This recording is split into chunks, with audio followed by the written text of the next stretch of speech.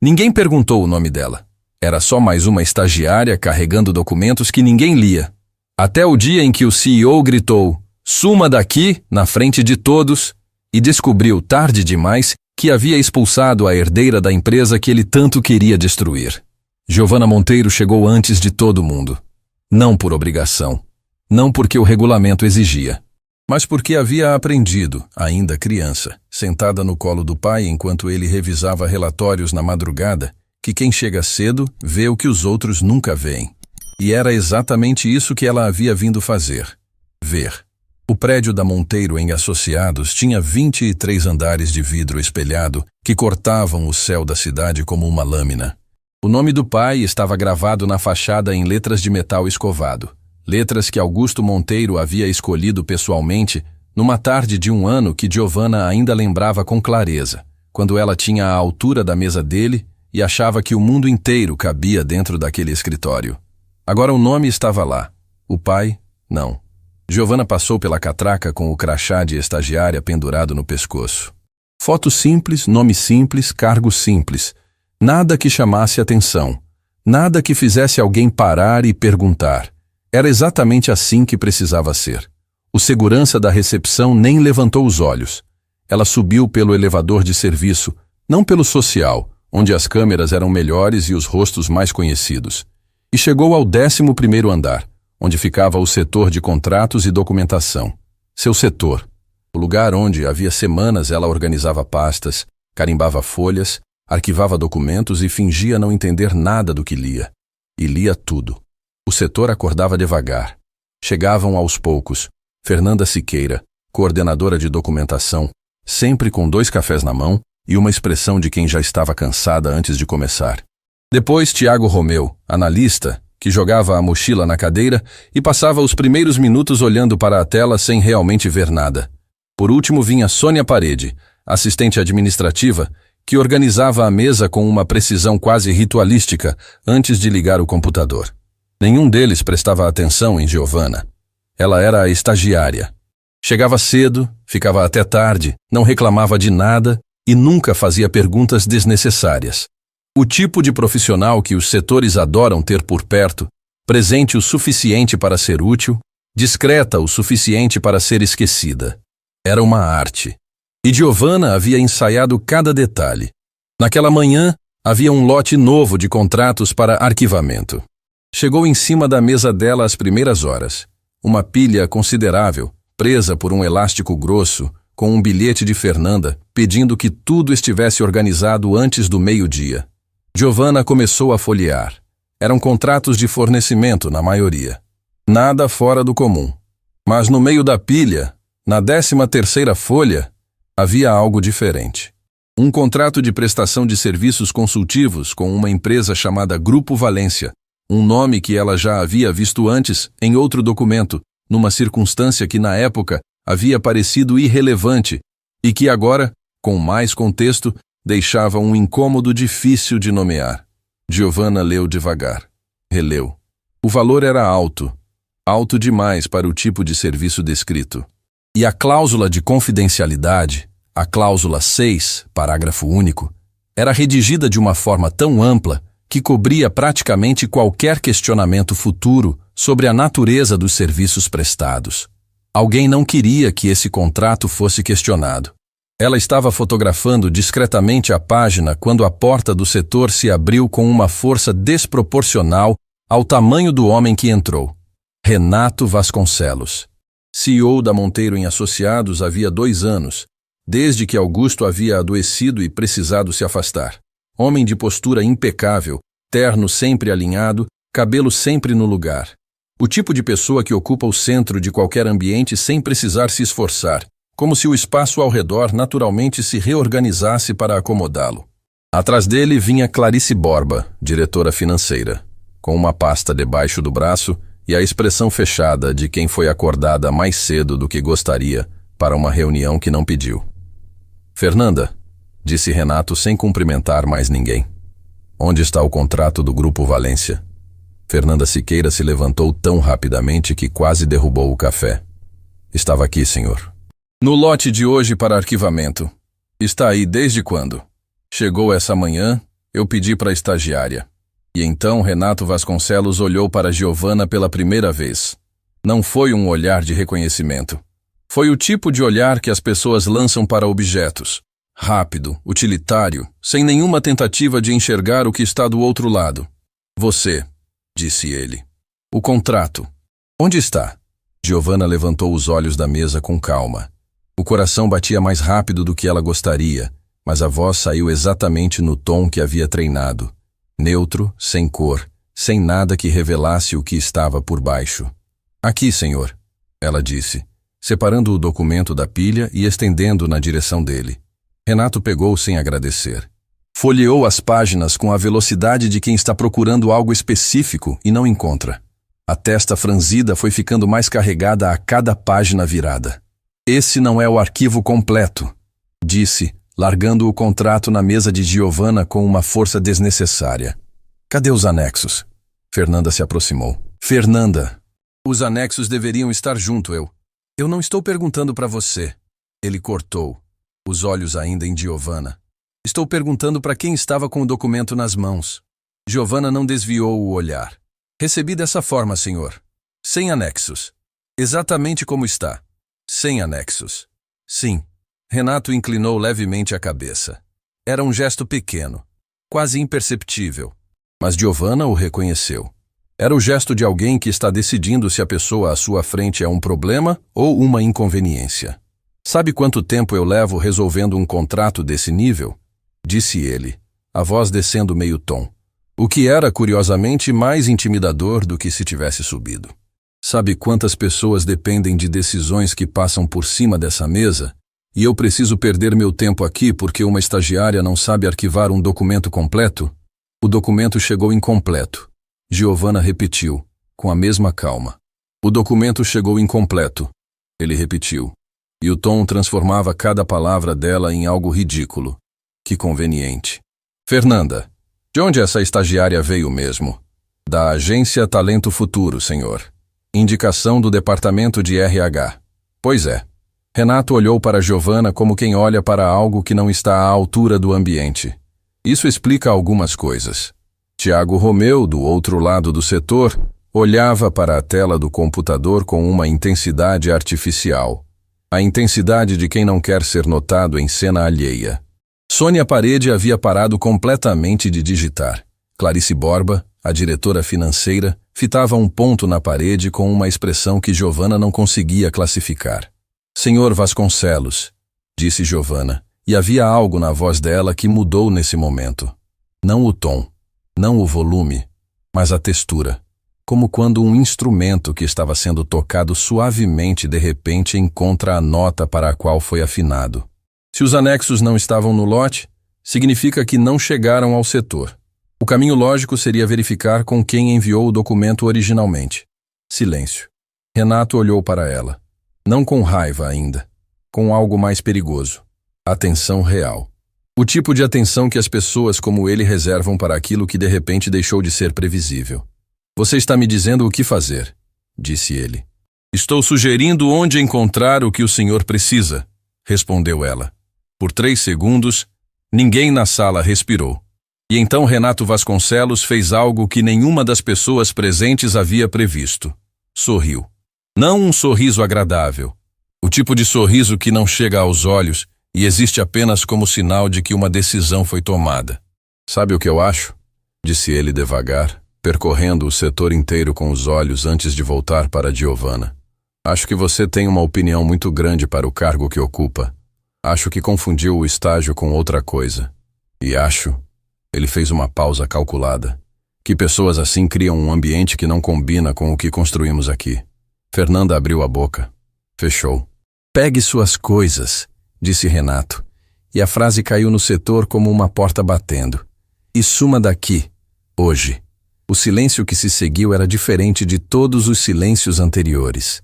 Era o tipo de silêncio que acontece depois de algo irreversível, quando o ar ainda carrega o som das palavras, mas os corpos ainda não sabem como reagir. Tiago Romeu olhou para a mesa. Sônia Parede apertou as mãos no colo. Clarice Borba, a diretora financeira que havia ficado em silêncio durante toda a cena, Desviou os olhos para a janela com uma expressão que, se Giovanna não estivesse ocupada demais controlando a própria respiração, teria reconhecido como culpa. Giovanna ficou parada por um momento. Apenas um momento. Então começou a organizar a mesa com movimentos precisos e calmos. Juntou os documentos, empilhou as pastas no lugar certo, guardou o bloco de anotações na gaveta que não seria mais dela. Cada gesto era o oposto do que Renato Vasconcelos esperava. Não havia pressa, não havia tremor, não havia nenhum sinal de que aquelas palavras haviam atingido o que ele pretendia atingir. Pegou a bolsa, caminhou até a porta e parou. Não se virou completamente. Apenas o suficiente para que as palavras chegassem ao centro do setor com clareza absoluta. "O Grupo Valência", disse ela, a voz tranquila como quem comenta o tempo lá fora. "O senhor deveria verificar os pagamentos dos últimos meses, especialmente as transferências para a conta de compensação registrada no contrato." O rosto de Renato Vasconcelos mudou. Não muito. Só o necessário para que quem estivesse prestando atenção percebesse que aquela frase havia tocado em algo real. Algo que ele não esperava que uma estagiária soubesse, ou pudesse saber, ou tivesse tido acesso para descobrir. "Até mais", disse Giovanna. E saiu. No elevador de descida, ela ficou de frente para o espelho metálico da porta. Olhou para o crachá de estagiária pendurado no pescoço. Para a foto pequena, o nome simples, o cargo simples. Tirou o crachá, guardou na bolsa e tirou o celular para enviar uma mensagem para um único contato na agenda. Um contato sem nome, registrado apenas com 2 iniciais. AM.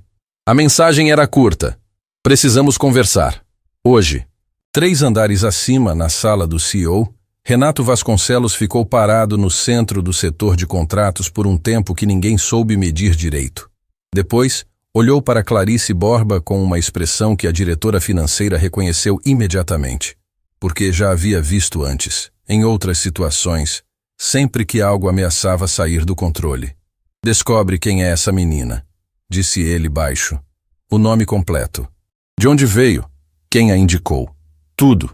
Clarice assentiu sem dizer nada. Mas enquanto saía da sala para cumprir a ordem, havia algo no rosto dela que Renato Vasconcelos não percebeu, porque nunca prestava atenção suficiente nas pessoas ao redor para notar detalhes assim.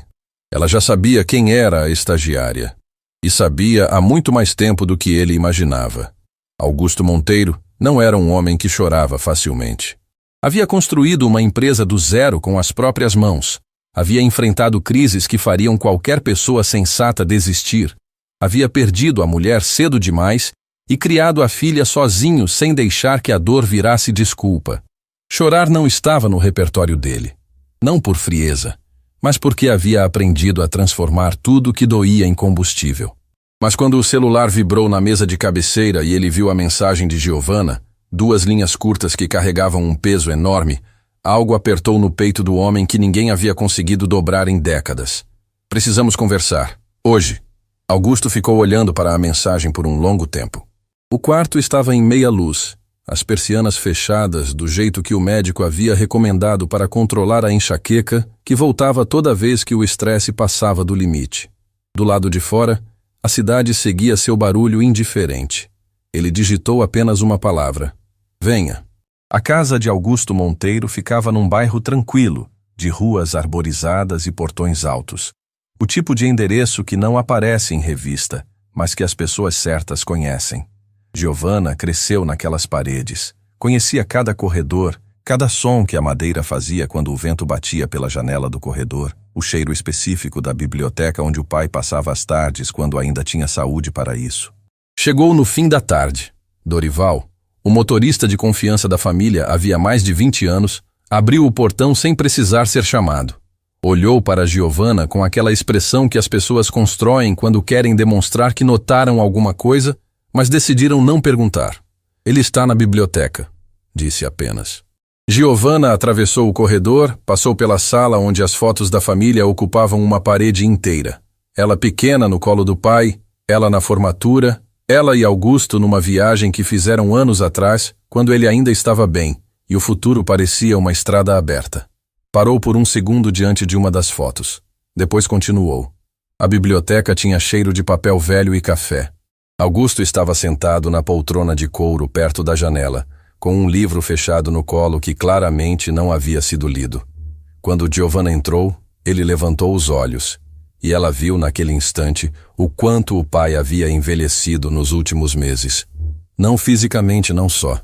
Havia algo nos olhos dele que estava diferente. Uma preocupação que ele carregava com o cuidado de quem não quer que ninguém perceba o quanto pesa. Conta, disse ele, antes que ela abrisse a boca. Giovanna jogou a bolsa no sofá e sentou na cadeira de frente. Não enrolou. Não aqueceu a conversa com detalhes menores. Foi direto, porque era assim que os dois se comunicavam desde sempre, com aquela honestidade direta que dispensa ritual. Me mandaram embora hoje. Augusto não se moveu.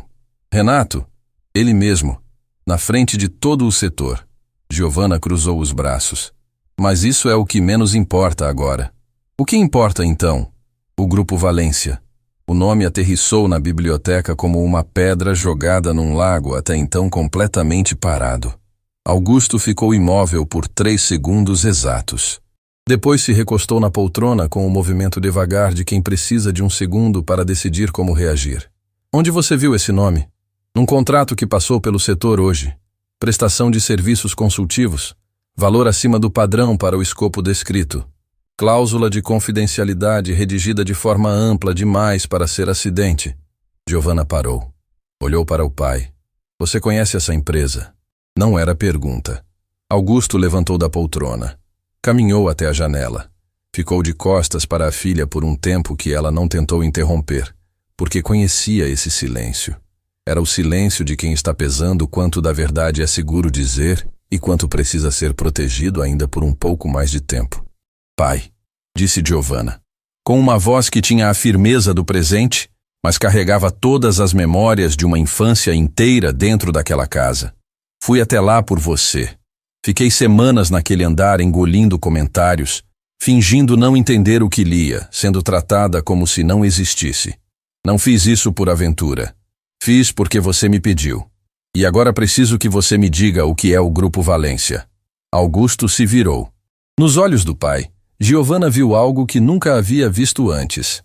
Não era medo. Augusto Monteiro não tinha o perfil do medo. Era algo mais próximo de vergonha. A vergonha específica de quem confiou na pessoa errada e só entendeu o tamanho do erro quando já havia custos demais envolvidos. O Grupo Valência, disse ele devagar, é uma empresa que não existe. Giovanna ficou quieta. O CNPJ é real. O endereço é real. Os sócios registrados são reais, no papel, mas a operação não existe. É uma estrutura criada para receber pagamentos sem que haja nenhum serviço prestado em troca. Uma empresa de fachada, disse Giovanna. Sim. E quem criou? Augusto voltou para a poltrona. Sentou com o peso de alguém que carrega algo há tempo demais e que finalmente encontrou o momento de pousar. Quando adoeci e precisei me afastar, começou ele. Passei a presidência para o Renato com a confiança de que ele cuidaria da empresa como se fosse dele. Ele conhecia cada departamento. Conhecia os clientes, os contratos, os fornecedores. Eu o treinei pessoalmente durante anos. Uma pausa. Comecei a receber relatórios com números que não fechavam. Pequenas divergências, do tipo que qualquer pessoa normal atribuiria a erro de sistema ou variação de mercado. Mas eu conheço esses números há décadas, Giovanna. Sinto quando algo está errado antes de conseguir provar. Por isso me pediu para entrar. Por isso te pedi para entrar. Precisava de alguém em quem confiasse completamente. Alguém que não pudesse ser comprado, ameaçado ou manipulado. Ele olhou para a filha com aquele olhar que ela guardava no lugar mais fundo da memória afetiva. Só havia uma pessoa assim. Giovanna sentiu a garganta apertar. Não demonstrou. Quanto dinheiro? Perguntou. Ainda não sei o total, mas o suficiente para comprometer seriamente a saúde financeira da empresa se continuar por mais tempo. E o Renato sabe que você desconfia? Não deveria saber. Augusto fez uma pausa curta. Mas depois do que aconteceu hoje, vai começar a suspeitar que há alguém investigando por dentro. E quando o Renato Vasconcelos suspeita de alguma coisa, ele não espera. Ele age. Naquela mesma noite, 3 andares acima da cidade, no apartamento amplo que o cargo de CEO havia tornado possível, Renato Vasconcelos estava ao telefone.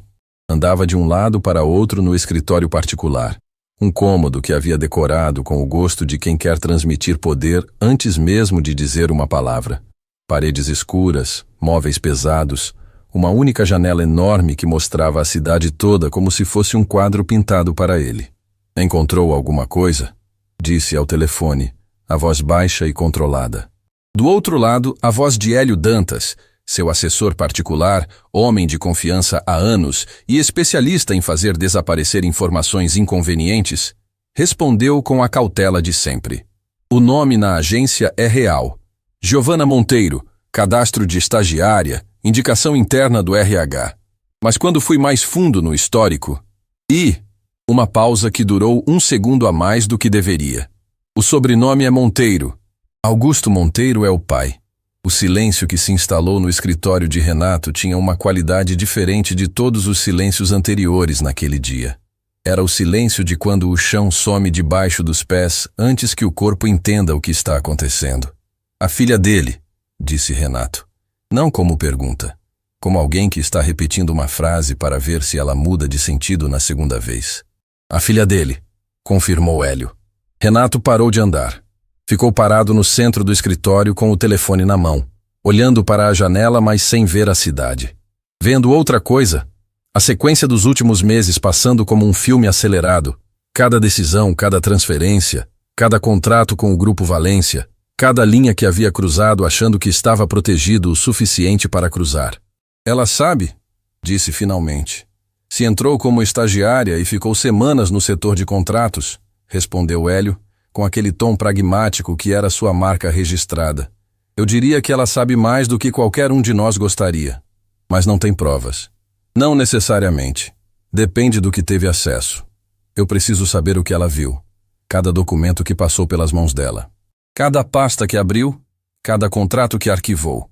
A voz de Renato havia descido mais um tom. E preciso saber antes que ela leve qualquer coisa ao pai. Pode já ser tarde para isso. Pode. Mas enquanto não for, a gente age.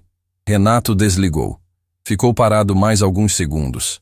Depois caminhou até a mesa, abriu a gaveta inferior e tirou uma pasta fina. O tipo de pasta que não estava em nenhum sistema, que não havia passado por nenhum protocolo, que existia apenas naquele espaço físico entre a madeira e o fundo falso da gaveta. Abriu. Passou os olhos pelas páginas com aquela velocidade de quem conhece cada linha de cor. Havia tempo para resolver isso.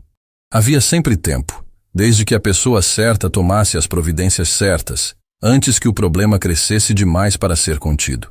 Fechou a pasta, guardou de volta, e pegou o telefone para fazer uma segunda ligação. Essa para um número que não estava salvo com o nome, apenas com um código de 3 letras que só ele e o destinatário conheciam o significado. De volta à casa do pai, Giovana estava na cozinha quando Dorival apareceu na porta. O motorista tinha uma expressão que ela nunca havia visto nele em todos os anos de convivência. Uma expressão que misturava urgência com aquela lealdade antiga que não precisa de explicação para existir. Dona Giovana, disse ele baixando a voz mesmo estando os dois sozinhos. Tem uma pessoa que quer falar com a senhora. Está esperando do lado de fora há quase 1 hora. Disse que não vai embora sem antes entregar uma coisa. Quem é? Disse que o nome não importa. Mas disse uma coisa que eu achei que a senhora ia querer ouvir. Dorival fez uma pausa. Disse que trabalha na Monteiro em Associados. E que o que aconteceu hoje com a senhora no setor de contratos não foi coincidência. Giovana ficou imóvel por 1 segundo. Depois, onde está? Na rua, perto do portão lateral. Veio a pé, sem carro. Giovana pegou o casaco e saiu pela porta dos fundos. A noite estava fria, com aquele vento de fim de tarde que varre as ruas arborizadas e faz as folhas raspar no calçamento. Embaixo do poste de luz amarela, perto do portão lateral, havia uma mulher. Não jovem, não velha, numa daquelas faixas de idade que é difícil de precisar. Bem vestida, mas com aquele detalhe no olhar de quem está com medo e está tentando não mostrar. Giovana a reconheceu. Era Clarice Borba, a diretora financeira que havia ficado em silêncio durante toda a cena no setor de contratos. A mesma que havia desviado o olhar para a janela quando Renato mandou Giovana embora. A mesma cujo rosto, naquele momento, havia carregado uma expressão que Giovanna não havia conseguido classificar. Agora conseguia. Era culpa. Eu sei quem você é, disse Clarice antes que Giovanna abrisse a boca. A voz estava firme, mas havia um tremor pequeno por baixo, do tipo que aparece quando alguém tomou uma decisão difícil e ainda está convivendo com o peso dela. Sei há semanas. Desde o primeiro dia que você entrou naquele setor. E não disse nada. Não, porque estava com medo. Clarice olhou para os lados antes de continuar. E porque precisava de tempo para entender o tamanho do que estava acontecendo antes de decidir o que fazer. E agora decidiu. Agora não tenho mais escolha. A diretora abriu a bolsa e tirou um envelope. Grosso, fechado, com a consistência de quem carrega muitas páginas dentro. Tudo que eu sabia sobre o Grupo Valência está aqui. Transferências, datas, valores, os nomes reais por trás do CNPJ. Uma pausa. E uma coisa que você ainda não sabe. Giovanna olhou para o envelope. Não o pegou ainda. Por que está me trazendo isso agora? Clarice fechou os olhos por um instante. Quando os abriu, havia algo diferente neles. Não mais o cálculo, não mais o medo gerenciado. Algo mais próximo de alívio. O alívio de quem finalmente para de correr e vira para enfrentar o que estava perseguindo. Porque o Renato descobriu quem você é, essa noite. E quando ele descobre que alguém é um problema, ela fez uma pausa que pesava. Ele não espera para resolver. O vento passou entre as duas mulheres, movendo as folhas no calçamento. Giovanna pegou o envelope. O que eu ainda não sei, disse com aquela voz que havia herdado do pai. Direta, sem ornamento, cortando direto ao que importa. Clarice respirou fundo. O Grupo Valência não foi criado pelo Renato. Giovanna esperou. Foi criado com a assinatura do seu pai, pouco antes de ele adoecer, cerca de 2 anos atrás. Clarice encontrou os olhos de Giovanna e não desviou. Alguém falsificou a assinatura de Augusto Monteiro para abrir aquela empresa. E os documentos originais dessa falsificação ainda existem. Estão guardados num lugar que o Renato pensa que só ele conhece. O silêncio que se instalou na rua arborizada era diferente de todos os silêncios daquele dia. Era o silêncio de quando uma verdade muda o tamanho de tudo ao redor. Giovanna olhou para o envelope nas mãos. Para as folhas que ela ainda não havia lido, mas que já sabia que mudariam o rumo de cada decisão que viesse depois dali. Pensou no pai na poltrona da biblioteca, com o livro fechado no colo e aquela preocupação nos olhos que ele carregava tentando que ninguém visse o peso. Pensou em Renato Vasconcelos no setor de contratos, apontando o dedo e dizendo: pegue suas coisas e suma, com a certeza absoluta de quem acha que mandou embora uma estagiária sem importância. E pensou que havia uma diferença enorme entre ser mandada embora e escolher sair. Ela havia escolhido. E agora, com aquele envelope nas mãos e a noite inteira pela frente, havia muito mais a fazer do que qualquer um dentro daquele prédio de vidro poderia imaginar. Você vai precisar de um lugar seguro para ficar, disse Giovanna, olhando para Clarice. A diretora financeira assentiu. Pela primeira vez desde que apareceu sob o poste de luz amarela, o tremor por baixo da voz havia desaparecido. Eu sei, disse ela. Por isso vim até aqui. Giovanna não abriu o envelope naquela noite. Não porque tivesse medo do que encontraria dentro, mas porque havia aprendido, ao longo de anos observando o pai trabalhar, que decisões importantes merecem clareza. E clareza não existe quando o coração ainda está batendo no ritmo das últimas horas. Deixou o envelope em cima da mesa da biblioteca. Foi tomar banho. Aqueceu a sopa que Dorival havia deixado no fogão. Sentou à mesa da cozinha e comeu devagar, em silêncio, ouvindo o som da casa respirando ao redor, o vento nas janelas, o relógio no corredor, os pequenos barulhos que uma casa antiga faz quando a noite fecha. Só depois de tudo isso voltou para a biblioteca. Augusto estava esperando. Sentado na poltrona, imóvel, com a expressão de quem passou cada minuto daquela espera construindo e desmontando cenários na cabeça. Giovanna se sentou, pegou o envelope e abriu. Eram 43 páginas. Clarice Borba havia organizado tudo com uma precisão que revelava semanas de trabalho, talvez meses. Cada transferência para o Grupo Valência estava documentada com data, valor, conta de origem e conta de destino. Os números cresciam de forma gradual nos primeiros registros, pequenos o suficiente para passar por variações normais num balanço extenso, e depois aumentavam com uma regularidade que só podia ser deliberada. Giovanna leu cada página sem pressa. Augusto lia junto, inclinado ao lado da filha, com aquela concentração absoluta de quem construiu uma empresa lendo números antes de aprender a ler palavras. Quando chegaram à página 31, Augusto parou. Ficou olhando para aquela folha específica por um tempo longo demais para ser só leitura. Era uma cópia de um documento de constituição empresarial, o documento que havia criado formalmente o Grupo Valência. E no campo de assinatura do sócio administrador, no espaço onde deveria existir o nome de um desconhecido, estava o nome de Augusto Monteiro, com a assinatura dele embaixo. Pai, disse Giovanna com cuidado. Eu nunca assinei isso, disse Augusto. A voz estava baixa, não tremida. Augusto Monteiro não tinha voz tremida. Mas havia algo nela que Giovanna reconheceu como a contenção de alguém que está segurando por dentro algo muito maior do que o que aparece por fora. Eu sei. Essa assinatura é uma falsificação. Eu sei. Giovanna tocou o braço do pai por um momento. E é exatamente por isso que precisamos dos documentos originais que a Clarice mencionou.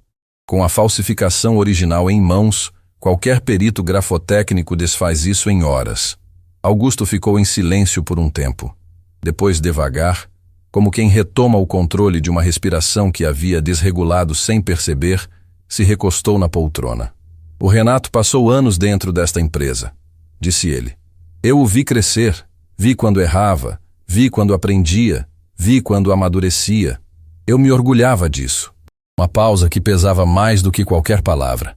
Ensinei a ele tudo o que sei sobre este negócio. E ele usou cada coisa que eu ensinei para me trair. Giovanna não respondeu imediatamente. Havia falas que não pediam resposta, pediam presença.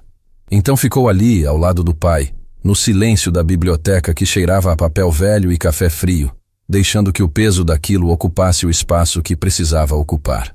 Depois de alguns instantes disse: onde o Renato guardaria documentos que não quer que ninguém encontre? Augusto olhou para ela. Tem um cofre, disse. No escritório dele. 9º andar, parede lateral direita, atrás do quadro que ele mesmo escolheu quando assumiu o cargo. Uma pausa mínima. Eu sei que existe porque mandei instalar quando aquele era meu escritório. Ele nunca soube disso. Na manhã seguinte, Giovanna acordou antes do alarme. Ficou deitada por alguns minutos, olhando para o teto do quarto que havia sido dela durante toda a infância. O mesmo teto com a pequena mancha no canto direito que ela havia passado anos tentando convencer a mãe que parecia um mapa. A mãe nunca havia concordado. Agora não havia mais quem discordasse. Levantou. Havia uma decisão a tomar, e ela sabia exatamente qual era. Clarice Borba havia dormido no quarto de hóspedes. Giovanna não a havia deixado sair sozinha depois do que a diretora havia revelado. Quando desceu para a cozinha, encontrou Clarice sentada à mesa com as 2 mãos em volta de uma xícara de chá, com a expressão de quem não dormiu mais do que 2 horas. Preciso voltar ao prédio, disse Giovanna direto. Clarice levantou os olhos. Renato sabe quem você é. Eu sei. Giovanna serviu café e sentou na cadeira de frente. Mas ele não sabe o que eu sei. E enquanto essa diferença existir, tenho uma janela. É arriscado. Tudo que vale a pena tem algum risco. Giovanna olhou para Clarice. Você tem acesso ao 9º andar? A diretora financeira ficou em silêncio por um momento. Não o silêncio de quem não sabe a resposta. O silêncio de quem sabe e está pesando o custo de dizê-la.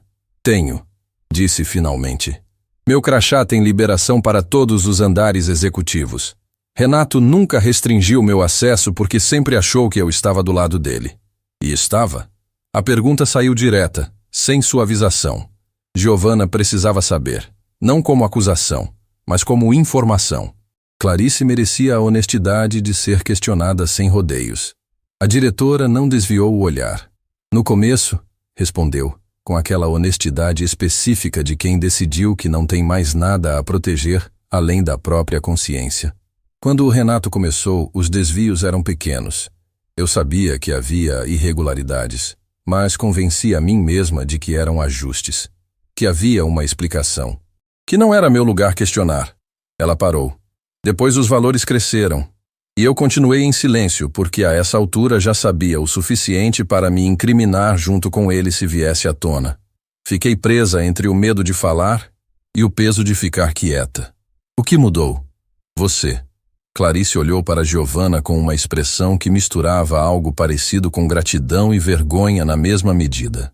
Quando vi aquela cena no setor de contratos, uma estagiária sendo mandada embora por tentar fazer a coisa certa, algo não me deixou mais dormir. Porque eu reconheci em você a mesma coisa que reconheci em mim mesma anos atrás, antes de ir cedendo. A recusa de abaixar a cabeça quando algo está errado. Uma pausa. Não quero ser a pessoa que ficou quieta enquanto destruíam uma empresa que um homem bom construiu a vida inteira. O silêncio que se seguiu era diferente dos silêncios anteriores. Era um silêncio limpo. O tipo que existe depois que uma verdade difícil é dita completamente e o ar da sala parece mais leve do que antes. Então me ajuda a entrar no 9º andar, disse Giovanna. Clarice assentiu. Entraram pelo estacionamento subterrâneo, usando o crachá de Clarice no acesso lateral que os funcionários mais antigos conheciam e que raramente aparecia nas rotas de segurança rotineira. Giovanna havia trocado de roupa. Nada chamativo, nada que contrastasse com qualquer pessoa que pudesse estar transitando num prédio corporativo numa manhã comum. O elevador para o 9º andar exigiu o crachá de Clarice mais uma vez. O corredor estava vazio. A sala do CEO ficava no fundo. Portas de vidro jateado com o nome do cargo em letras discretas. Clarice tinha a chave física, uma das poucas cópias que existiam desde que o sistema de fechadura havia apresentado falha técnica semanas antes e ainda não havia sido corrigido. Mais um detalhe que Renato Vasconcelos desconhecia. Entraram. A sala era exatamente o que Giovanna havia imaginado pelo que Renato demonstrava ser.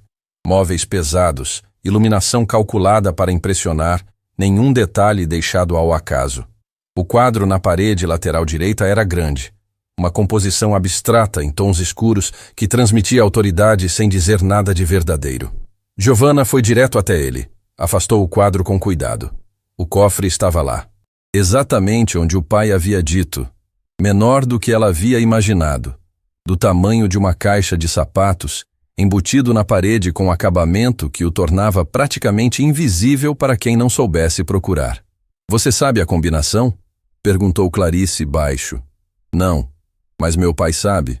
Giovanna tirou o celular e ligou para Augusto. 2 chamadas. Augusto atendeu na segunda. Pai, estou na frente do cofre. Preciso da combinação. Uma pausa breve do outro lado. Giovanna, eu preciso que você me prometa uma coisa antes. O quê? Que vai sair daquele prédio assim que tiver o que precisa. Sem confronto, sem enfrentamento direto. Você pega, sai e traz para mim. O resto eu resolvo. Eu prometo. Augusto deu a combinação. 6 números, a data de fundação da empresa, que ele havia usado porque era o único número que jamais esqueceria e que ninguém de fora poderia adivinhar. Giovanna inseriu a sequência. O cofre abriu. Dentro havia 3 itens. Um HD externo, um envelope menor com documentos dobrados e uma agenda de capa preta com o elástico gasto de tanto uso. Giovanna pegou tudo. Colocou na bolsa. Fechou o cofre. Recolocou o quadro. Vamos, disse. Estavam a 3 passos da porta quando o celular de Clarice vibrou. A diretora olhou para a tela. E Giovanna viu, no reflexo do vidro da janela, o rosto de Clarice mudar completamente. O que foi? Disse Giovanna, parando. É uma mensagem do sistema interno de segurança. A voz de Clarice havia perdido toda a firmeza das últimas horas. Câmera do estacionamento subterrâneo. Renato recebeu um alerta de acesso não programado. Ele sabe que estamos aqui? Não ainda. O alerta vai para o segurança primeiro. Mas se Renato estiver monitorando, quanto tempo temos? Clarice olhou para a porta, para o corredor vazio lá fora, para a bolsa de Giovanna onde estavam os documentos. Minutos, disse. Talvez menos. Giovanna olhou para a bolsa, para tudo que estava dentro dela, cada prova, cada transferência, cada detalhe que transformava suspeita em certeza e que nas mãos certas, diante das pessoas certas, devolveria ao pai o nome que alguém havia tentado destruir, usando a própria assinatura dele como arma. Pensou em Augusto na poltrona da biblioteca, com aquele olhar de quem envelhece não pelo tempo, mas pelo peso das traições. Apertou a alça da bolsa. Então a gente não perde mais tempo, disse, e caminhou para a porta. Saíram pelo corredor com passos firmes e controlados. Não correndo, porque correr dentro de um prédio corporativo numa manhã comum é exatamente o tipo de coisa que faz qualquer câmera registrar e qualquer segurança prestar atenção. Giovanna havia aprendido isso observando o pai negociar situações difíceis ao longo de anos. Em momentos de pressão, quem mantém o ritmo normal vence quem acelera sem direção. Clarice ia à frente. Conhecia cada câmera, cada ponto cego, cada rota que os seguranças percorriam nos primeiros horários da manhã. Dobrou à esquerda no corredor, depois à direita, passando por uma área de copa vazia que cheirava a café recém-passado e que dava acesso a uma escada de serviço que descia direto para o segundo andar. Por aqui, disse Clarice, empurrando a porta. A escada era estreita, iluminada por luz fria. Os passos das duas ecoavam no concreto enquanto desciam. No segundo andar, Clarice pausou, abriu a porta alguns centímetros e olhou para o corredor. Livre, disse. Saíram. Caminharam até o elevador social, como duas funcionárias que estavam simplesmente indo ao trabalho. O elevador abriu vazio. Entraram. Clarice pressionou o botão do térreo. As portas fecharam. Por 5 segundos, nenhuma das duas disse nada. Apenas o som mecânico do elevador descendo, o reflexo das duas mulheres no espelho metálico da porta, uma com a bolsa apertada contra o corpo, a outra com as mãos cruzadas na frente como quem precisa de algo para segurar. Conseguimos, disse Clarice baixo, como quem ainda não acredita completamente. Ainda não, respondeu Giovanna. Conseguimos sair. O que está nessa bolsa ainda precisa chegar nas mãos certas. O elevador abriu no térreo, e Renato Vasconcelos estava parado no meio do saguão. Ele não estava sozinho. Ao lado dele, o segurança-chefe do prédio, um homem alto chamado Osvaldo Meira, que trabalhava na Monteiro em Associados havia anos, e que Giovanna havia visto diversas vezes durante as semanas de estágio, sem que ele jamais tivesse notado a presença dela. Atrás dos dois, Hélio Dantas, o assessor particular do CEO, com uma pasta debaixo do braço e aquela expressão de quem chegou preparado para qualquer versão do que pudesse acontecer. Renato olhou para Giovanna. Não com surpresa. Ele já sabia que ela estava no prédio, o alerta havia chegado cedo o suficiente. Olhou com aquela expressão calculada de quem passou o trajeto inteiro até ali ensaiando como essa cena deveria terminar. Depois olhou para Clarice. E foi nesse segundo olhar que Giovanna viu o que o CEO realmente sentiu naquele momento. Não raiva de Giovanna, que era uma adversária que ele havia subestimado, mas a traição de Clarice, alguém em quem havia confiado, alguém que sabia demais e que havia escolhido o lado errado. Esse olhar durou apenas 1 segundo. Depois foi coberto pela máscara de sempre. Que conveniente, disse Renato, a voz no mesmo tom controlado de sempre. A ex-estagiária voltando para uma visita, com a diretora financeira como guia. O saguão estava parcialmente ocupado, alguns funcionários chegando, outros já se encaminhando para os elevadores. Ninguém parou, mas alguns diminuíram o passo, captando a tensão no ar da forma instintiva que as pessoas têm quando algo está prestes a acontecer num ambiente onde as coisas normalmente seguem um roteiro. Giovanna não respondeu ao comentário. Olhou para Osvaldo Meira. Bom dia, Osvaldo. O segurança-chefe piscou. Ninguém no prédio chamava ele pelo nome no primeiro cumprimento, especialmente não com aquela naturalidade. Bom dia, respondeu por reflexo, antes de se recuperar e olhar para Renato como quem pede orientação. Essa mulher, disse Renato sem alterar o tom, acessou uma área restrita sem autorização. Quero que seja retida até que possamos verificar o que está carregando nessa bolsa. Retenção, repetiu Giovanna, olhando para Osvaldo com calma absoluta. Osvaldo, antes de tomar qualquer decisão, preciso que você saiba uma coisa. Meu nome é Giovanna Monteiro. Augusto Monteiro é meu pai, e o que está nessa bolsa pertence a ele. O saguão havia ficado mais quieto do que deveria para aquele horário. Os funcionários que diminuíram o passo haviam parado completamente. Numa daquelas situações em que o instinto humano de testemunhar algo importante vence qualquer pretexto de discrição. Osvaldo olhou de Giovanna para Renato. De Renato para Giovanna. É verdade? Disse ele, olhando para o CEO. A pergunta era simples. Mas o fato de tê-la feito já dizia tudo sobre onde a lealdade daquele homem realmente estava, quando a situação ficava séria. Renato Vasconcelos não respondeu de imediato. E esse silêncio de 2 segundos foi o maior erro que cometeu naquela manhã. Renato, disse Hélio Dantas baixo no ombro do CEO. Talvez não seja o momento. Está bem, disse Renato, recuando meio passo com aquele controle forçado de quem percebeu que o terreno sob os pés mudou e ainda está tentando calcular para onde andar. Pode ir, mas isso não termina aqui. Eu sei, disse Giovanna. Termina no lugar certo, com as pessoas certas. Olhou para Clarice. Vamos. As duas saíram pelo portal giratório da entrada principal. O sol da manhã bateu no rosto de Giovanna quando pisou na calçada. Aquele sol de início de dia que tem uma qualidade diferente do resto, como se a luz ainda estivesse decidindo que forma tomar. Atrás delas, através do vidro da fachada, Renato Vasconcelos ficou parado no saguão, olhando para a saída. Hélio Dantas estava ao lado dele, falando baixo, mas o CEO não parecia ouvir. Parecia estar em outro lugar, calculando, reorganizando, procurando a saída num labirinto que havia construído ele mesmo e que estava pela primeira vez começando a fechar ao redor. Augusto Monteiro estava de pé quando as duas entraram pela porta da biblioteca. Não havia se sentado desde que desligou o telefone após dar a combinação do cofre para a filha. Havia ficado ali, no centro da sala, com as mãos cruzadas para trás, olhando para as estantes cheias de livros, como quem olha para tudo que construiu e tenta entender como parte disso sobreviveu ao que tentaram fazer. Quando viu Giovanna entrar com a bolsa, fechou os olhos por 1 segundo. Só 1 segundo. Está tudo aqui, disse Giovanna, colocando a bolsa na mesa e abrindo. Tirou o HD externo, o envelope e a agenda de capa preta. Colocou os 3 itens lado a lado na mesa da biblioteca, com o mesmo cuidado de quem deposita algo precioso numa superfície que merece respeito. Augusto se aproximou. Ficou olhando para os 3 itens sem tocá-los por um momento. Depois pegou a agenda.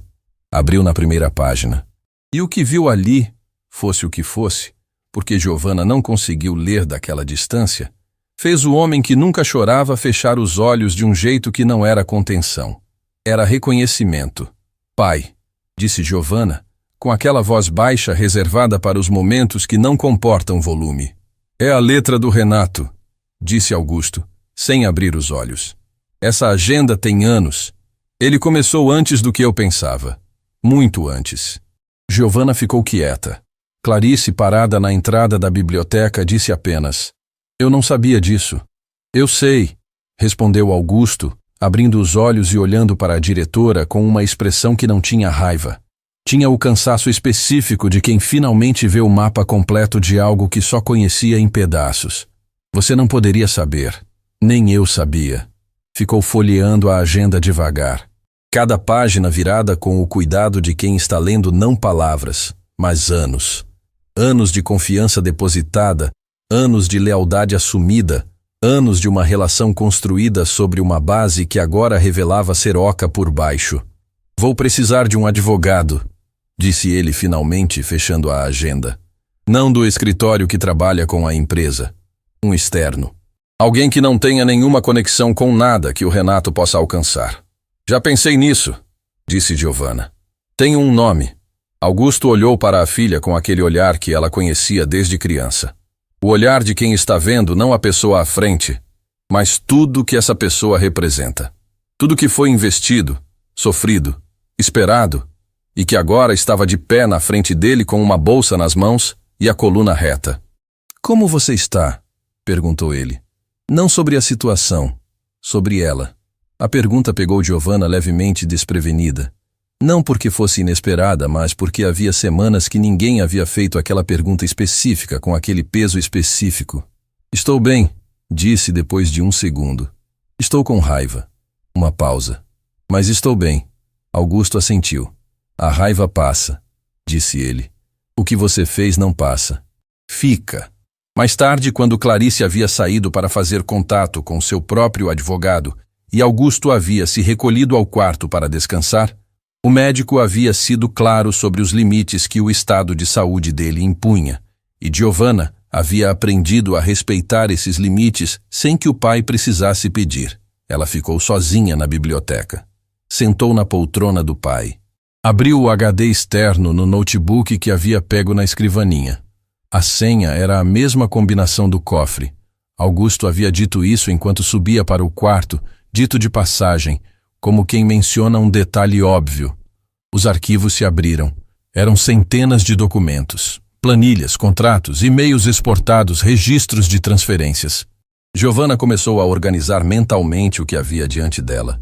Não como filha, não como alguém com raiva ou com medo, mas com aquela parte dela que havia sido treinada para enxergar estrutura onde outros viam caos. E foi então, na 17ª pasta do HD, que encontrou algo que não esperava. Não era um documento do Grupo Valência. Era um arquivo de áudio, com data de semanas atrás. E o nome do arquivo era uma sequência de números sem sentido aparente, o tipo de nomenclatura que alguém usa quando quer que um arquivo exista sem ser encontrado. Giovanna conectou o fone de ouvido, deu play, e ouviu a voz de Renato Vasconcelos, inconfundível, clara, sem nenhum ruído de fundo que sugerisse que ele sabia que estava sendo gravado, dizendo o nome de alguém que Giovanna nunca havia ouvido antes. Um nome que não estava em nenhum dos documentos, em nenhum contrato, em nenhuma transferência. Um nome que, quando Giovanna pesquisou nos arquivos seguintes, aparecia conectado a algo muito maior do que desvios financeiros numa única empresa. Ela tirou o fone de ouvido devagar. Ficou em silêncio na biblioteca escura, com o reflexo da tela iluminando o rosto, ouvindo o relógio no corredor contar cada segundo com aquela precisão indiferente que os relógios antigos têm. Renato Vasconcelos não estava agindo sozinho. Nunca havia estado. O arquivo de áudio durava 11 minutos e 42 segundos. Giovanna ouviu 3 vezes, não porque não havia entendido na primeira, mas porque havia detalhes, inflexões, pausas, escolhas de palavras, que só se revelam completamente quando o ouvido já sabe o que está procurando.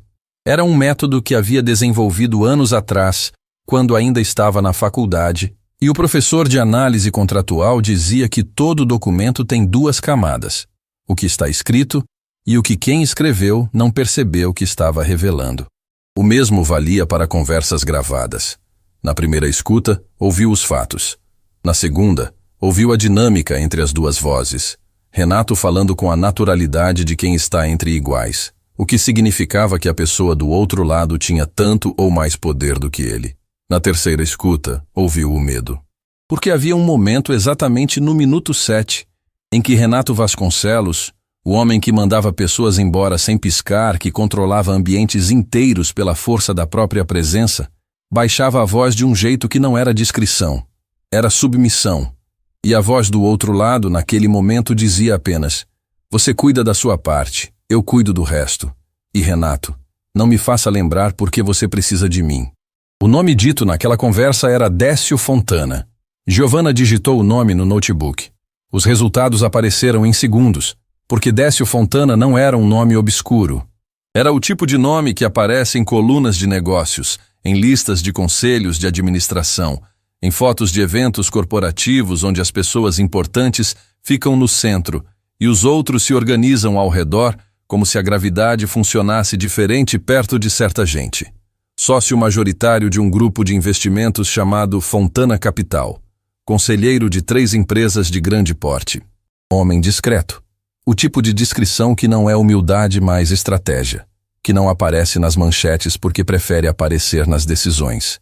E havia uma conexão que Giovanna encontrou na 5ª página de resultados, num artigo de uma publicação especializada de alguns anos atrás, mencionada de passagem como contexto histórico de uma negociação maior.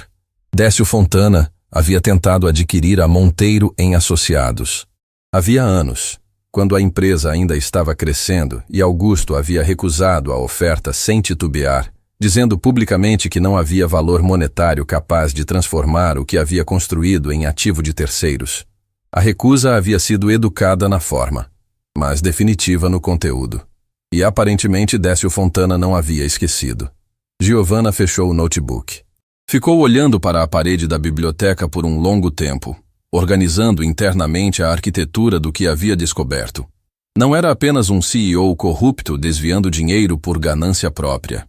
Era um plano construído com paciência, anos de paciência, para enfraquecer a empresa por dentro, criar uma estrutura de desvios que comprometesse a reputação de Augusto, e no momento certo, quando a Monteiro em Associados estivesse suficientemente fragilizada, surgir como comprador de uma empresa que ninguém mais conseguia sustentar, elegante, frio e completamente dependente de que ninguém dentro da empresa tivesse coragem suficiente para olhar na direção certa. Ninguém havia olhado, até uma estagiária com documentos nas mãos ser mandada embora num setor de contratos numa manhã comum. Na manhã seguinte, Giovanna entrou no quarto do pai antes que ele acordasse. Sentou na cadeira perto da cama, a mesma cadeira que havia sido dela durante anos de infância, quando adoecia e Augusto ficava acordado do lado lendo em voz alta até ela dormir. O quarto tinha aquela luz específica de manhã cedo, dourada e oblíqua, que entrava pela fresta da persiana e desenhava listras no assoalho. Quando Augusto abriu os olhos, encontrou a filha olhando para ele com uma expressão que ele reconheceu. "Você descobriu alguma coisa", disse, antes de se sentar. "Décio Fontana", respondeu ela. O nome levou 2 segundos para aterrissar completamente. Giovanna viu o exato momento em que chegou. Não pelo susto, mas pelo oposto do susto. Pela confirmação silenciosa de quem ouve um nome que havia intuído, mas esperava nunca confirmar. "Você sabia", disse Giovanna. "Suspeitava", corrigiu Augusto, se sentando devagar na cama. "Depois que os números começaram a não fechar, pensei em todos que tinham motivo. O nome do Fontana apareceu nessa lista desde o começo. Mas suspeita sem prova não é nada. Agora temos prova." Giovanna colocou o notebook sobre a cama e deu play no arquivo de áudio. Augusto ouviu em silêncio com os cotovelos nos joelhos e o rosto levemente inclinado para a frente. A postura de quem está recebendo uma informação importante e recusa deixar que o peso emocional interfira na absorção dos fatos. Quando o áudio terminou, ficou em silêncio por quase 1 minuto. 11 minutos, disse finalmente. 11 minutos e 42 segundos, confirmou Giovanna. É suficiente? Com o restante do HD, os documentos do cofre e o depoimento da Clarice, disse Giovanna, com aquela precisão que não era frieza, era foco. É mais do que suficiente. Um advogado competente constrói um caso sólido com metade disso. Augusto olhou para a filha. Não com o olhar do pai avaliando a filha, com o olhar de alguém que está vendo, talvez pela primeira vez com toda a clareza, o que a pessoa à sua frente se tornou, enquanto ele não estava prestando atenção da forma devida. Você foi lá dentro, disse ele. A voz estava baixa. Sozinha. Semanas naquele andar, sem que ninguém soubesse quem você era. Uma pausa. Eu não devia ter pedido isso. Você pediu a pessoa certa, disse Giovanna. Sim. Augusto colocou a mão no ombro da filha por um momento. Mas ainda não devia ter pedido. Era o tipo de coisa que só um pai diz. E que só uma filha entende completamente. Não pelas palavras, mas pelo peso de tudo que carregam juntos há tempo demais para ser contado. O advogado que Giovanna havia mencionado se chamava Braulio Sampaio. Não era um nome famoso. Não tinha escritório em torre de vidro nem foto em capa de revista especializada. Trabalhava num conjunto comercial de médio porte no centro da cidade, com uma equipe pequena e uma reputação construída não em visibilidade, mas em resultados, especificamente em casos de crimes corporativos, onde os réus tinham dinheiro suficiente para tornar qualquer processo complicado. Giovanna o conhecia há anos. Havia cruzado com ele numa situação profissional anterior, antes de qualquer coisa que viesse depois, e havia guardado o contato com aquele instinto de quem reconhece competência quando encontra, independente do contexto. Chegaram ao escritório de Braulio com o HD externo, os documentos do cofre, o envelope de Clarice e o notebook com o arquivo de áudio. Clarice os encontrou lá. Havia chegado antes, como combinado, para adiantar o contexto com o advogado. Braulio Sampaio era um homem de gestos econômicos e atenção absoluta. Ouviu tudo sem interromper, Tomou notas num bloco físico com uma caneta que parecia ter sido usada centenas de vezes e só fez perguntas quando cada pessoa havia terminado completamente de falar. Quando terminou de ouvir, ficou em silêncio por alguns segundos. Depois disse: "O áudio é a peça central." Olhou para Giovanna. "Você sabe como foi gravado?" "Não. Estava num HD que pertencia ao Renato, guardado num cofre que só ele e meu pai sabiam que existia. Isso é relevante para a cadeia de custódia. Precisamos estabelecer como chegou até o HD antes de qualquer apresentação formal." Braulio anotou algo. "A falsificação da assinatura é o segundo elemento mais importante. Com um perito grafotécnico idôneo, isso se desfaz rapidamente. A questão é que o Fontana vai tentar criar ruído em torno de cada prova antes que chegue a uma mesa oficial." "Quanto tempo precisamos?" perguntou Augusto. "Para construir o caso de forma que não haja espaço para contestação?" Braulio considerou. "Dias, não semanas. Cada hora que passa é uma hora que o outro lado tem para agir. O Renato já sabe que perdemos o conteúdo do cofre", disse Clarice. "Quando perceber o que estava lá dentro, vai entender que o tempo que tem é curto. Então o nosso também é", disse Braulio se levantando. "Preciso que vocês me deixem trabalhar." Saindo do escritório de Braulio, já no meio da tarde, Giovanna e Augusto caminharam pelo quarteirão em silêncio por alguns minutos. Era uma daquelas tardes que a cidade às vezes oferece sem aviso. Temperatura equilibrada, vento suave, a luz dourada que torna qualquer calçada um pouco mais habitável do que o normal. As pessoas passavam ao redor sem olhar para eles. Um casal de idosos na mesa de um café na esquina. Uma criança puxando a mão da mãe na direção de uma vitrine. O barulho distante de uma obra que pontuava o silêncio sem quebrá-lo. "Tem uma coisa que não te contei", disse Augusto, depois de um tempo. Giovanna esperou.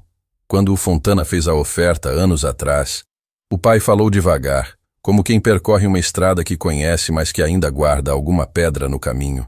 Não foi só uma oferta de compra. Ele veio pessoalmente. Ficamos sentados na sala de reuniões por 2 horas.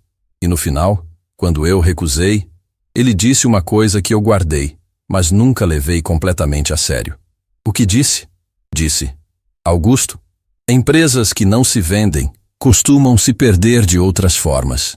Giovanna parou de caminhar, virou para o pai. "Você nunca me contou isso." "Na época pareceu apenas o amargo de quem perdeu uma negociação", disse Augusto. "Hoje parece outra coisa. Parece uma declaração", disse Giovanna. "Parece um plano." Ficaram parados na calçada, pai e filha, com o movimento da cidade ao redor e aquele peso específico de quando uma peça que faltava finalmente revela que sempre esteve ali, apenas escondida no lugar errado. Giovanna pensou em tudo que havia custado chegar até aquele ponto. Nas semanas de invisibilidade no 11º andar, nos documentos que fingiu não entender. Na manhã em que Renato Vasconcelos apontou o dedo para ela e disse palavras que eram para diminuir e que, na prática, haviam colocado em movimento exatamente o que ele mais queria evitar.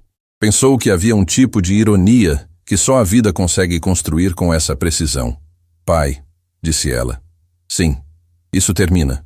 Não era uma promessa emocional, era uma afirmação técnica, do tipo que ela fazia quando tinha certeza absoluta do que estava dizendo. "Temos o áudio, temos a falsificação, temos as transferências, temos o depoimento da Clarice e temos o Braulio." Augusto olhou para a filha por um longo momento. "Você sabe o que mais me dói em tudo isso?" disse ele. "O quê?" "Não é o dinheiro, não é a empresa." Ele fez uma pausa. "É que eu olhei para o Renato durante anos e vi um filho, não de sangue, mas da forma que importa.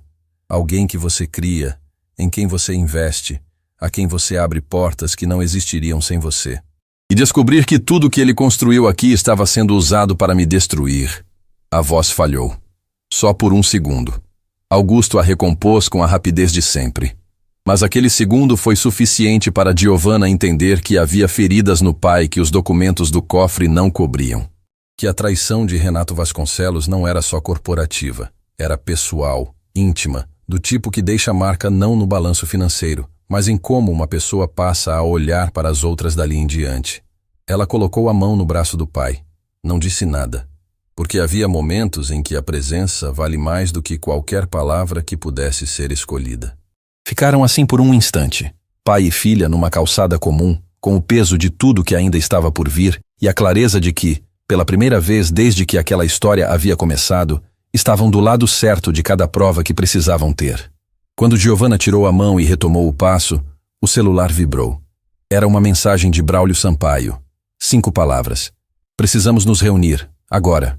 Urgente. Giovanna mostrou a tela para o pai. Augusto leu, assentiu.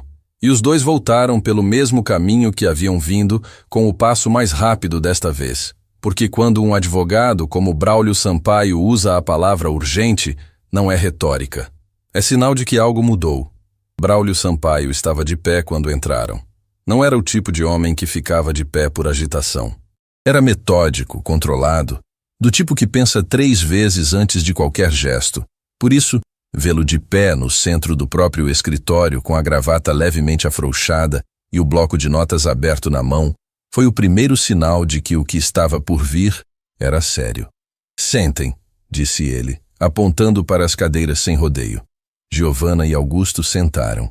Clarice já estava lá, numa cadeira no canto, com as mãos no colo e uma expressão que confirmava que havia sido ela a trazer a informação que gerou a mensagem urgente. Pode falar, disse Augusto. Braulio colocou o bloco sobre a mesa e olhou para os dois com aquela objetividade de quem respeita os clientes o suficiente para não amenizar o que precisa ser dito. Renato Vasconcelos entrou em contato com um juiz vinculado ao Tribunal Comercial desta cidade. Uma pausa de 1 segundo. Não diretamente. Por meio de um intermediário. Alguém que transita entre os dois mundos há anos e que, até hoje, havia mantido esse trânsito suficientemente discreto para não levantar bandeiras. O código de 3 letras, disse Giovanna. Braulio olhou para ela. Como você sabe? No HD havia registro de uma segunda ligação que Renato fez na mesma noite em que descobriu minha identidade. O número estava salvo com 3 letras, não nome, código. O intermediário se chama Saulo Breves, disse Braulio. Advogado de carreira, formalmente aposentado, informalmente ainda muito ativo nos bastidores. Tem relacionamentos construídos ao longo de décadas com figuras do sistema judicial. O advogado cruzou os braços. O contato que Renato fez por meio do Saulo tinha um objetivo específico: obter uma liminar de urgência que bloqueie qualquer processo contra a Monteiro em Associados e seus dirigentes sob a alegação de que as provas foram obtidas de forma ilegal. A entrada no cofre, disse Giovanna. Exatamente. A estratégia deles é simples e eficiente se executada antes que a gente chegue primeiro. Contestar a cadeia de custódia de cada prova, especialmente o HD e os documentos físicos, alegando invasão de propriedade privada. Se conseguirem a liminar antes que eu protocole o processo, tudo o que vocês trouxeram do cofre pode ser declarado inadmissível. Augusto ficou em silêncio por alguns instantes. Depois perguntou, com aquela voz que não subia mesmo quando o assunto justificava. Quanto tempo temos? Se o Saulo Breves está movendo isso agora, respondeu Braulio. Horas, não dias. O que se seguiu foram as 3 horas mais intensas que Giovanna havia vivido desde que pisou pela primeira vez no 11º andar da Monteiro em Associados, fingindo ser apenas uma estagiária. Braulio montou uma força-tarefa dentro do próprio escritório. 2 associados foram chamados com urgência. Uma mulher chamada Petra Cavalcante, especialista em direito corporativo, e um homem mais jovem, chamado Danilo Fonseca, que dominava a perícia digital com uma fluência que transformava qualquer HD em livro aberto. Danilo trabalhou no arquivo de áudio por 40 minutos, estabelecendo a cadeia técnica de origem do arquivo, metadados, registro de criação, histórico de acessos. Tudo que provava que o arquivo existia no HD antes de qualquer contato com Giovanna e que havia sido criado pelo próprio sistema do dispositivo, não inserido externamente. Isso derruba o argumento de fabricação, disse ele, sem levantar os olhos da tela. O arquivo tem assinatura digital de origem que é impossível de falsificar retroativamente. E a cadeia de custódia do HD em si? Perguntou Braulio. O HD saiu de um cofre instalado originalmente pelo Sr. Augusto Monteiro, disse Danilo. A propriedade do equipamento é tecnicamente do dono da empresa, não do ocupante temporário do cargo. Petra Cavalcante levantou os olhos do contrato que analisava. Temporário é a palavra exata. Renato Vasconcelos é presidente executivo por delegação. A propriedade da empresa e todos os seus ativos físicos, incluindo instalações e equipamentos, pertence ao acionista controlador. Ela olhou para Augusto. Que é o senhor? Então a entrada no cofre não foi invasão, disse Giovanna. Foi recuperação de patrimônio próprio, confirmou Petra, com testemunha presente. Um olhar para Clarice. O que fortalece ainda mais. Pela primeira vez naquela tarde, algo no rosto de Braulio relaxou meio tom. Vamos protocolar agora, disse ele, antes que o Saulo Breves chegue ao juiz. Enquanto a equipe de Braulio trabalhava, Giovanna saiu para o corredor. Precisava de 5 minutos. Não de descanso. De silêncio. O tipo de silêncio que não existe dentro de um ambiente onde todo mundo está em movimento acelerado e o ar parece ter uma voltagem diferente do normal. Encostou na parede do corredor e ficou olhando para o teto por um momento. O celular vibrou. Era uma mensagem de um número que ela reconheceu imediatamente. Fernanda Siqueira, a coordenadora do setor de contratos. Aquela que havia ficado imóvel na manhã da demissão, que não havia dito uma palavra quando Renato apontou o dedo e mandou Giovanna embora. A mensagem dizia: eu sei que não fiz nada naquele dia. Me arrependo. Se precisar de alguém que estava lá e viu tudo, pode contar comigo. Giovanna ficou olhando para aquelas 2 linhas por um tempo que foi mais longo do que o necessário para lê-las. Pensou em Fernanda parada atrás da mesa, olhando para a pasta com uma intensidade artificial. Pensou em Tiago Romeu com os olhos fixos na tela do computador. Em Sônia Parede com as mãos paralisadas no teclado. Em Osvaldo Meira, o segurança-chefe que havia piscado quando ela disse o próprio nome no saguão, não de surpresa, mas de reconhecimento tardio de algo que ele deveria ter questionado antes. Pessoas comuns, em situações que exigiam mais do que tinham disponível naquele momento. Giovanna entendeu aquilo. Não porque aprovava o silêncio, mas porque havia aprendido, da forma mais cara possível, que coragem não é ausência de medo, é agir apesar dele. E nem todo mundo encontra esse ponto ao mesmo tempo. Respondeu: obrigada. Vou precisar sim. Guardou o celular e voltou para dentro. O protocolo foi feito às 4 da tarde. Braulio Sampaio entrou pessoalmente com os documentos. O processo formal contra Renato Vasconcelos por desvio de recursos, uso de empresa fantasma, falsificação de assinatura e associação com terceiro para fins de aquisição fraudulenta de patrimônio empresarial. Décio Fontana estava nominalmente incluído como coautor, com o áudio como prova principal da articulação entre os dois. 2 horas depois, chegou a informação de que a liminar solicitada pelo intermediário Saulo Breves havia sido negada pelo próprio juiz a quem foi direcionada. Que ao receber o pedido e verificar que um processo já havia sido protocolado formalmente contra as mesmas partes, devolveu o pedido sem análise de mérito. Braulio comunicou isso pessoalmente, com uma concisão que dizia mais do que qualquer comemoração. Chegamos primeiro. Naquela noite, Augusto Monteiro pediu para jantar em casa. Não num restaurante, não numa comemoração formal.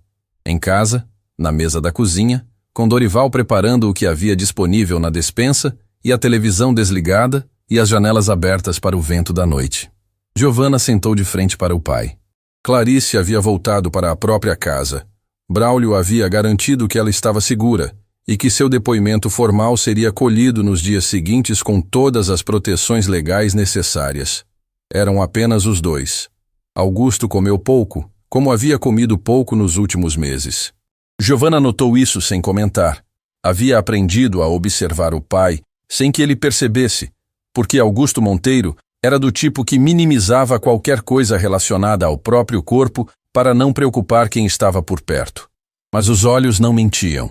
E os olhos do pai estavam cansados de um jeito que ia além daquele dia, além daquela semana, além de tudo o que havia acontecido nas últimas horas. Pai, disse Giovanna, quando os pratos já estavam afastados, e o silêncio havia se instalado com aquela qualidade específica das noites dentro de uma casa que já viveu muito. Você precisa voltar ao médico. Augusto não respondeu imediatamente. Pegou o copo de água, bebeu devagar. Colocou de volta na mesa com aquele gesto cuidadoso que as pessoas desenvolvem quando alguma coisa dói e elas não querem que o movimento revele. Semana que vem, disse ele. Não. Amanhã. Ele olhou para a filha. Havia uma negociação silenciosa naquele olhar. O tipo que só existe entre pessoas que se conhecem fundo o suficiente para que as palavras sejam quase secundárias. Augusto pesando o quanto valia resistir. Giovanna deixando claro, sem agredir, que não havia espaço para resistência naquele ponto específico. Amanhã, concordou ele por fim. Giovanna assentiu. Depois de uma pausa que tinha a textura das coisas importantes ditas de forma simples. Você sabe que sua mãe teria ficado muito orgulhosa, disse Augusto. A voz estava baixa, não quebrada, mas carregava tudo que palavras simples carregam quando vêm de um lugar verdadeiro. Não pelo que você descobriu, não pelas provas, mas pela forma. Pelo fato de ter entrado naquele prédio, ter sido tratada como invisível e ter continuado sendo exatamente quem é. Giovanna sentiu algo apertar no peito, aquele aperto específico que não é tristeza, mas é parente próximo dela. A saudade de alguém que não está mais, chegando sempre pela porta dos fundos, sempre quando menos se espera, sempre com aquela mistura de dor e gratidão que não tem nome exato em nenhuma língua. Eu sei, disse ela, depois de um momento. Eu sinto ela às vezes. Nos momentos que importam. Augusto olhou para a filha com aqueles olhos que eram ao mesmo tempo os olhos de um pai e os olhos de alguém que já viveu o suficiente para saber o valor exato de um momento como aquele. Eu também, disse ele. Ficaram em silêncio por um tempo. O vento entrava pela janela aberta, trazendo o cheiro da rua arborizada e o som distante da cidade que não dormia. O relógio no corredor marcava cada segundo com aquela constância indiferente dos objetos que atravessam gerações sem perceber. E então o celular de Giovanna vibrou sobre a mesa. Era Braulio. Uma ligação, não mensagem, o que significava que não cabia em texto. Ela atendeu. Giovanna, disse o advogado com aquela voz que tinha aprendido a calibrar para não alarmar desnecessariamente e que agora carregava alguma coisa que não era alarme, mas era próximo disso. Décio Fontana pediu uma reunião. Giovanna ficou imóvel. Quando? Amanhã cedo, por meio do próprio advogado dele, formalmente com protocolo de mediação. Ele quer sentar antes que o processo avance. Ele está com medo, disse Giovanna. Está, confirmou Braulio. E quando pessoas como o Fontana ficam com medo, elas fazem uma de duas coisas. Recuam completamente ou dobram a aposta. Preciso que você e seu pai decidam se querem sentar nessa mesa. Giovanna olhou para Augusto, que havia ouvido o suficiente pelo tom da conversa para entender o contorno do que estava sendo dito. O pai encontrou os olhos da filha e fez um gesto pequeno, uma inclinação mínima da cabeça que significava, em toda a linguagem silenciosa que os dois haviam construído ao longo de uma vida: você decide. Giovanna respirou fundo. Pensou em tudo que havia custado chegar até aquele ponto. Nas semanas carregando documentos pelo 11º andar, sem que ninguém perguntasse seu nome. Na manhã em que um homem apontou o dedo para ela e disse palavras projetadas para diminuir, e que na prática haviam acendido exatamente o que ele precisava que permanecesse apagado. Pensou que havia chegado a hora de sentar na mesa certa, com as provas certas, do lado certo. Diz pro advogado dele, disse ela, com aquela voz herdada do pai, direta e sem ornamento, que a gente aceita, mas as condições são nossas. Não dele. A reunião de mediação aconteceu num escritório neutro. Não na Monteiro em Associados, não no escritório de Braulio, não em qualquer território que pertencesse a um dos lados. Um espaço empresarial no centro da cidade, com sala de reunião reservada, mesa longa, cadeiras iguais para todos. Aquela igualdade artificial que os ambientes neutros tentam criar e que nunca engana completamente quem senta neles. Décio Fontana chegou antes. Giovanna notou isso quando entrou com Augusto e Braulio. O empresário estava sentado no lado oposto da mesa de terno escuro, com 2 advogados ao lado e uma expressão que havia sido cuidadosamente construída para transmitir controle. Mas havia um detalhe que aquela expressão não conseguia esconder para quem sabia olhar. Os dedos da mão direita levemente fechados sobre a mesa, abrindo e fechando num ritmo que ele provavelmente não sabia que estava fazendo. Era o gesto de alguém que estava com medo e estava gastando energia demais tentando não mostrar. Augusto Monteiro entrou na sala e olhou para Décio Fontana pela primeira vez em anos. Os dois homens se encararam por um momento que durou mais do que qualquer protocolo de reunião prévia. Não havia cumprimento. Não havia gesto. Apenas o reconhecimento silencioso de duas pessoas que já estiveram do mesmo lado e que o tempo e as escolhas colocaram em lados opostos de uma mesa que nenhuma delas havia planejado ocupar dessa forma. Braulio abriu a pasta e tomou a palavra antes que qualquer outra pessoa pudesse estabelecer o tom. Meu cliente não está aqui para negociar a existência das provas, disse ele com aquela clareza cirúrgica que era sua marca. Está aqui para ouvir o que o Sr. Fontana tem a propor antes que o processo siga seu curso natural. O que significa que o tempo desta reunião é limitado e o conteúdo precisa ser objetivo. O advogado principal de Fontana, um homem de cabelos brancos chamado Armando Quelhas, com o tipo de postura que vem de décadas de tribunais, abriu a própria pasta. Meu cliente reconhece que houve irregularidades na condução das operações da Monteiro em Associados, começou Armando, com a voz modulada de quem escolheu cada palavra com antecedência de horas. E está disposto a... Com licença, disse Augusto. Todos olharam para ele. Era a primeira vez que Augusto Monteiro falava desde que havia entrado na sala. E havia algo na voz dele que fez até Braulio pausar. Não porque foi alto, não porque foi agressivo. Pelo contrário, foi baixa, controlada, carregada com o peso específico de um homem que construiu algo real ao longo de uma vida inteira e que está olhando para quem tentou destruir isso. Décio, disse Augusto, ignorando os advogados e olhando diretamente para o homem à sua frente. Você me disse uma vez que empresas que não se vendem costumam se perder de outras formas. Lembra?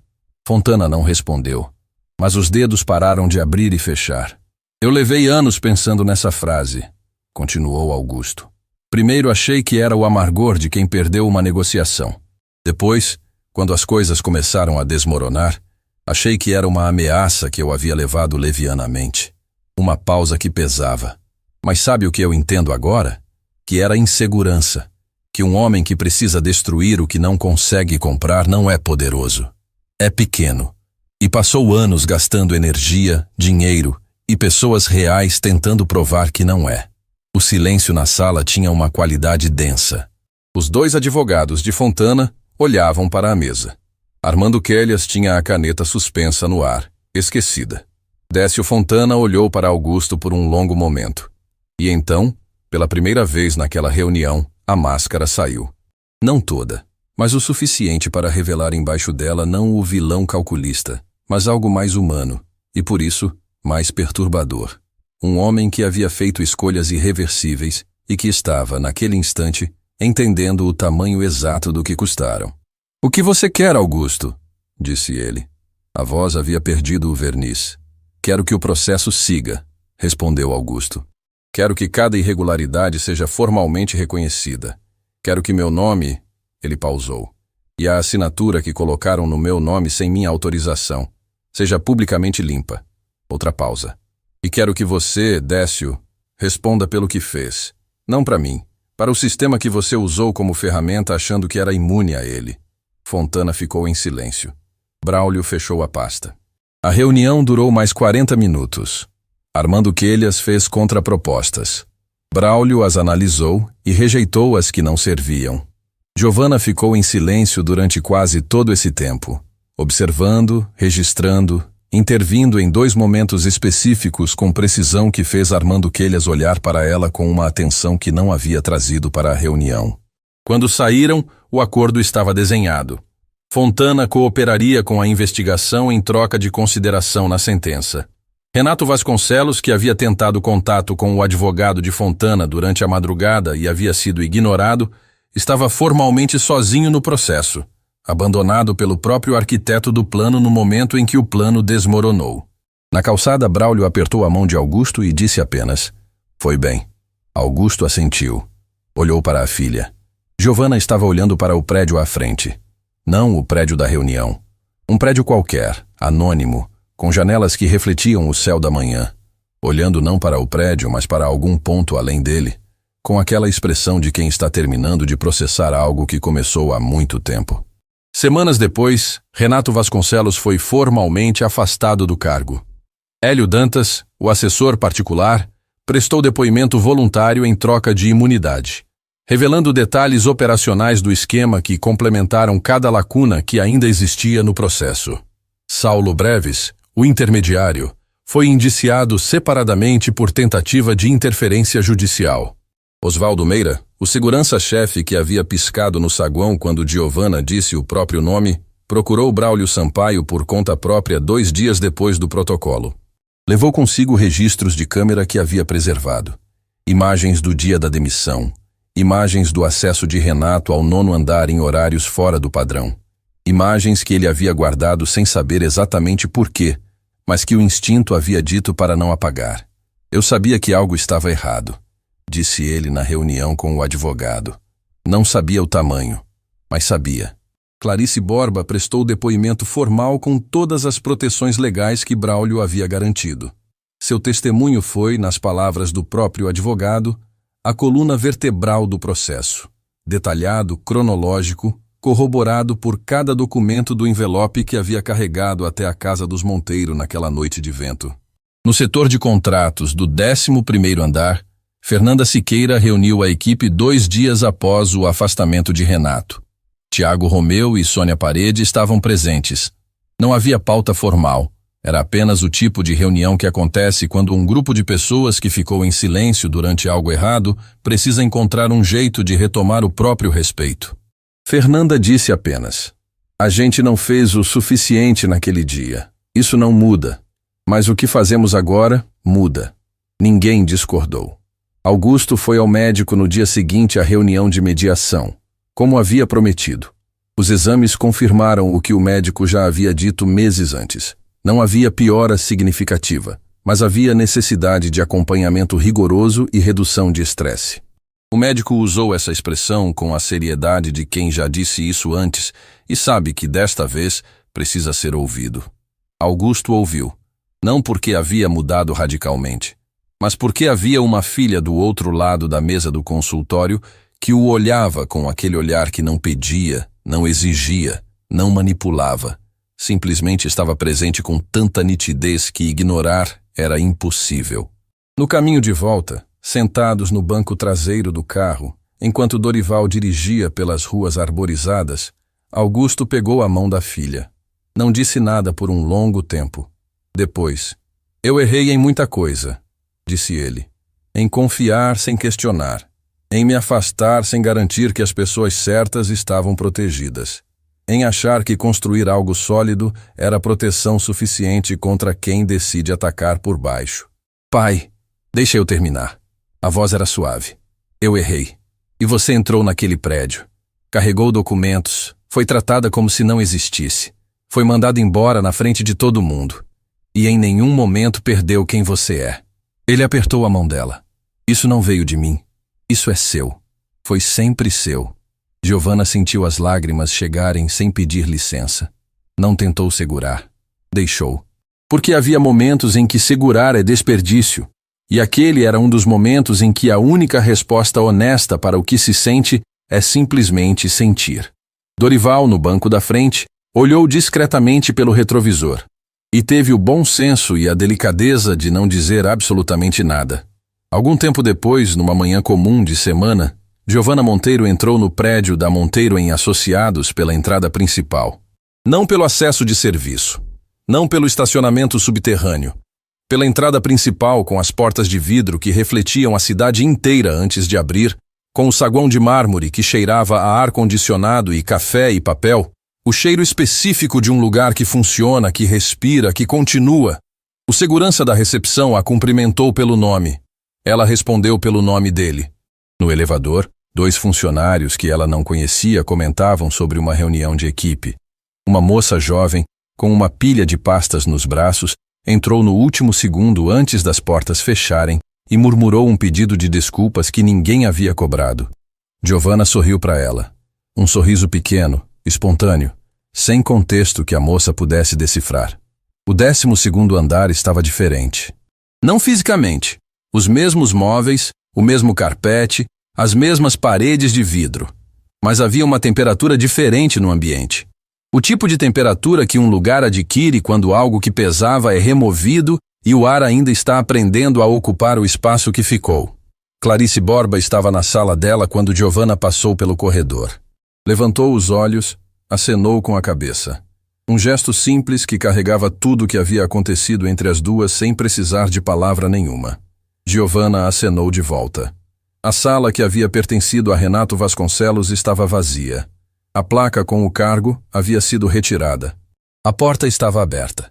E pela janela enorme que mostrava a cidade, a luz da manhã entrava sem obstáculo, desenhando um retângulo claro no carpete escuro. Giovanna parou na porta por um momento. Olhou para aquele espaço sem raiva, sem triunfo, sem nenhuma das emoções que as histórias de vingança costumam reservar para esse tipo de cena. Sentiu algo mais silencioso e mais verdadeiro, a sensação de que algumas histórias não terminam com explosão, terminam com clareza, com o simples reconhecimento de que o que precisava ser feito foi feito, e que o mundo do outro lado disso é diferente do mundo de antes. Não melhor em tudo, não sem cicatrizes, mas mais honesto. Continuou pelo corredor e entrou na sala do conselho, onde Augusto Monteiro a esperava sentado na cabeceira. Não na poltrona da biblioteca desta vez, não no banco do consultório médico, não no banco traseiro do carro, na cabeceira da mesa que havia construído, da empresa que havia criado, do lugar que era dele e que havia custado mais do que qualquer balanço financeiro poderia registrar para continuar sendo. Ao lado de Augusto estava Braulio Sampaio, com a pasta aberta e a caneta na mão. E ao longo da mesa, rostos que Giovanna foi reconhecendo um a um, Clarice Borba, Petra Cavalcante e 3 outros nomes que Braulio havia indicado para compor uma diretoria transitória enquanto a reestruturação acontecia. Fernanda Siqueira estava lá também, não como diretora, mas como a pessoa que conhecia o setor de contratos melhor do que qualquer um, e que havia se apresentado quando chegou a hora de quem sabe fazer o que precisa ser feito. Giovanna se sentou à direita do pai. Augusto olhou para ela por um segundo antes de começar a reunião. Um segundo que durou o tempo exato de uma vida inteira, passando entre 2 pessoas que se conhecem fundo o suficiente para que um segundo seja suficiente. Depois olhou para a mesa. "Vamos começar", disse ele. Mais tarde, quando a reunião havia terminado e o prédio estava esvaziando no ritmo do fim de tarde, Giovanna ficou sozinha na sala do conselho por alguns minutos. Ficou olhando pela janela para a cidade lá embaixo. A mesma cidade que havia visto do 11º andar durante semanas, carregando documentos que fingia não entender. A mesma cidade que Augusto havia olhado por décadas, construindo algo que valia mais do que o que podia ser comprado. Pensou numa coisa que o pai havia dito semanas atrás, na cozinha, no jantar simples depois de um dos dias mais pesados de todos. Dignidade não faz barulho quando chega, mas todo mundo sente quando ela entra num ambiente. Giovanna havia passado semanas sendo invisível naquele prédio. Havia sido mandada embora com 3 palavras jogadas como se ela não valesse mais do que o incômodo que causava. Havia saído pela porta carregando mais do que qualquer um imaginava, e voltado pelo caminho certo, com as provas certas, no momento certo. Não porque queria provar algo, mas porque havia uma empresa que o pai construiu a vida inteira, uma verdade que precisava ser dita, e uma pessoa que sabia como dizê-la. Às vezes a vida coloca a pessoa certa no lugar que parece errado. Não por acaso, por necessidade. E quando essa pessoa tem raízes fundas o suficiente para não ser derrubada pelo peso do que enfrenta, o que parecia o pior momento possível se transforma, com o tempo e com coragem, no ponto exato onde tudo começa a mudar. Giovanna se afastou da janela, pegou a bolsa, apagou a luz da sala do conselho e saiu, com a coluna reta, o passo firme e o nome do pai gravado na fachada lá fora, como havia sido desde sempre. Só que desta vez, esse nome estava limpo, e parte disso era dela.